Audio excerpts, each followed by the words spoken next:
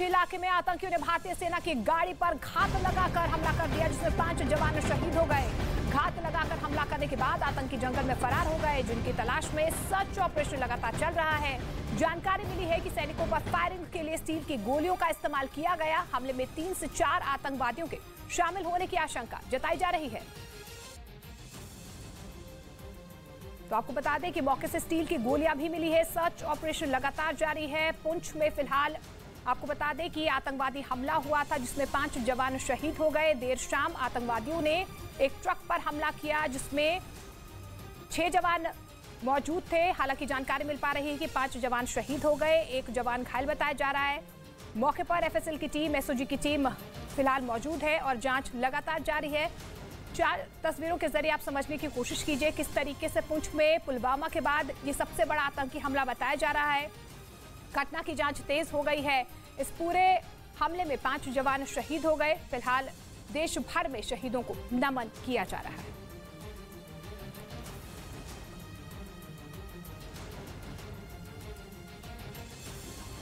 तो 4 तस्वीरें आपके सामने हैं। आपको बता दें कि सेना की गाड़ी पर यह बड़ा आतंकी हमला हुआ है। पुलवामा के बाद इसे सबसे बड़ा आतंकी हमला बताया जा रहा है।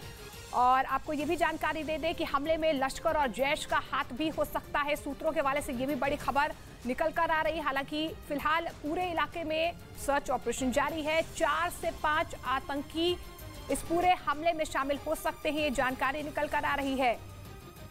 हमले की जांच तेज कर दी गई है। घटनास्थल पर बम स्क्वाड की टीम, एफएसएल की टीम पहुंची हुई है। पूरे इलाके में सर्च ऑपरेशन लगातार जारी है। तो आपको बता दें कि इस पूरे आतंकी हमले में लश्कर और जैश का हाथ हो सकता है। सूत्रों के बारे से बड़ी खबर निकल कर आ रही है। हालांकि पीएएफएफ ने इस पूरे हमले की जिम्मेदारी ली है। पीएएफएफ को जैश का ही दूसरा नाम बताया जा रहा है। और कोमल लगातार ग्राउंड जीरो से हमारे साथ बनी हुई है। कोमल, सर्च ऑपरेशन लगातार जारी है, जांच का दायरा लगातार बढ़ रहा है। फिलहाल क्या कुछ ताजा जानकारी निकल कर आ रही है?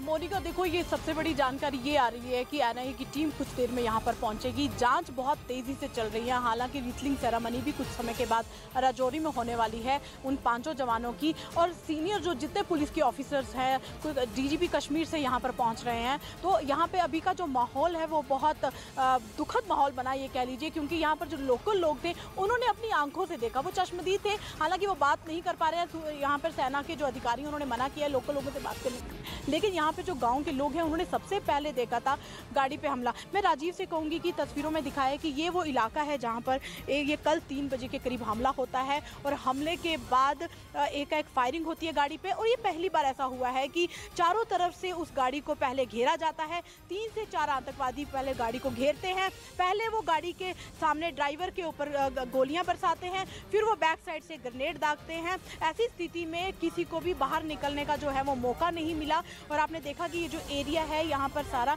आप देखिए किस तरीके से यहाँ पर चारों तरफ से एरिया को घेराबंदी की थी। मैं ये भी कहना चाहूँगी, ये जो रिवाज है ये आप देखिए, यहाँ पर पुलिस की तरफ से एक पोस्टर लगा है। ये डांगरी में जब हमला हुआ था तब लगा था, लेकिन उसके बाद ये फिर से पोस्टर्स लगे कि किसी को भी यहाँ पे कोई भी ऐसी संदिग्ध दिखे, कोई भी इंफॉर्मेशन किसी को मिलती है तो वो पुलिस को इन्फॉर्म करे। और जो भी ये ऐसी कोई सिचुएशन में ऐसी कोई संदिग्ध को देखता है और पुलिस को बताता है तो उसको 10 लाख रुपए का इनाम मिलेगा। तो जाहिर सी बात है कि जो एरिया है ये बहुत एक सेंसिटिव एरिया है ऑलरेडी। और यहाँ पर आए दिन हमले होते हैं। हालांकि 2021 में 11 अक्टूबर और 15 अक्टूबर को यहाँ पर 2 बड़े हमले होते हैं, जिसमें 9 जवानों ने अपनी जान बिल्कुल कोमल, आपके पास आएंगे, लेकिन इस बीच कई जानकारी इस पूरे हमले को लेकर निकल कर सामने आ रही है। पुंछ में हुए आतंकी हमले में लश्कर और जैश का हाथ हो सकता है, ये भी जानकारी निकल कर आ रही है। सूत्रों के मुताबिक जम्मू में सक्रिय जैश और एलईटी ओवरग्राउंड वर्कर्स की मदद से इस हमले को अंजाम दे सकती है, ये बड़ी खबर निकल कर आ रही है। तो लगातार आपको बता दें, इस पूरी खबर पर डेवलपमेंट्स हो रहे हैं। जानकारी मिल पा रही है कि जैश के आतंकी या एलईटी ओवरग्राउंड वर्कर की मदद से इस पूरे हमले को अंजाम दे सकते हैं। और कोमल लगातार हमारे साथ ग्राउंड जीरो से बनी हुई है। कोमल, जिस तरीके से जैश के आतंकी या एलईटी इनका भी हाथ हो सकता है, क्योंकि पीएएफएफ ने इस पूरे हमले की जिम्मेदारी ली है और पीएएफएफ को जैश का ही दूसरा नाम भी कहा जाता है। बिल्कुल मोनिका, बिल्कुल सही बात है। बीएएफएफ जो है वो एक साथी संगठन है जैश-ए मोहम्मद का, और जब उन्होंने कल खुद ही जिम्मेदारी ली तो जाहिर सी बात है कि जैश-ए मोहम्मद का इसमें बहुत बड़ा हाथ भी है। हालांकि ईद पर एक बहुत बड़ा हमला होने का जो अलर्ट था वो पहले से ही था। सुल्तान जो कर्नल है पाकिस्तान में, उनको ये जिम्मेदारी भी सौंपी गई थी। आज से 15 दिन पहले ही हाई अलर्ट जम्मू कश्मीर के चप्पे चप्पे पे था, बॉर्डर पे और एलओसी पे हाई अलर्ट था। हालांकि हाई अलर्ट बॉर्डर पर रहता ही है, लेकिन ऐसी स्थिति में जब ये अलर्ट जारी हुआ कि ईद पर एक जम्मू कश्मीर में बड़ा आतंकी हमला हो सकता है, तो उसके बाद हाई अलर्ट हो गया था। हालांकि रूटीन में दिल्ली और जम्मू में मीटिंग्स भी इन पर होती रही हैं। कुछ दिन पहले भी दिल्ली में मीटिंग एमएचए में हुई है, उस पर भी ये बात रखी गई। उस पर भी जो थे जम्मू के कश्मीर के जो डीजी और एडीजी और आर्मी के जो ऑफिसर थे वो वहाँ पर दिल्ली में स्पेशल इस मीटिंग में गए थे, और जब वो वापस आए तो उनसे फ़ोन पे हमने ये जानकारी ली थी कि इसी स्थिति को लेकर भी वहाँ पर एमएचए में मीटिंग हुई है। तो आज देख लीजिए, अगर उन्होंने वो अलर्ट किया था तो वो जो अलर्ट उन्होंने हमले का किया था कि ईद पर एक बड़ा हमला जम्मू कश्मीर में हो सकता है, तो वाकई में ईद अभी आज होनी है। तो एक दिन पहले जो है वो हमले को अंजाम दिया गया है, जिसमें 5 जवानों ने अपनी जान गंवाई है। एक की जो हालत है वो बहुत ही नाजुक बनी हुई है। तस्वीरों में आप देख सकते हैं यहाँ पर कि किस तरीके से ये जो जवान है यहाँ पर कमान संभाले हुए हैं। आप देखिए कि किस तरीके से ये जो जवान है, ये आज से नहीं बल्कि ये कल 3 बजे हमला हुआ था, और कल से ही ये जवान जो है यहाँ पर अपनी जो पोस्ट है वो संभाले हुए हैं। हालांकि चप्पा चप्पा खंगाला जा रहा है। यहाँ पर जितने भी एरिया है, कुछ सरकारी कार्यालय है, यहाँ पर चप्पा चप्पा खंगाला जा रहा है। कल से ही एक भी कदम ये रुके नहीं है। बिल्कुल कोमल, और इस तरीके से आपने देखा किस तरीके धारा 370 हटने के बाद से पूरी घाटी में कहीं ना कहीं अमन और चैन और शांति थी, लेकिन जिस तरीके से अलर्ट भी जारी किया गया था और पुलवामा के बाद इसे सबसे बड़ा आतंकी हमला बताया जा रहा है, किस तरीके से, क्या इसे एक बौखलाहट हम समझे आतंकियों की?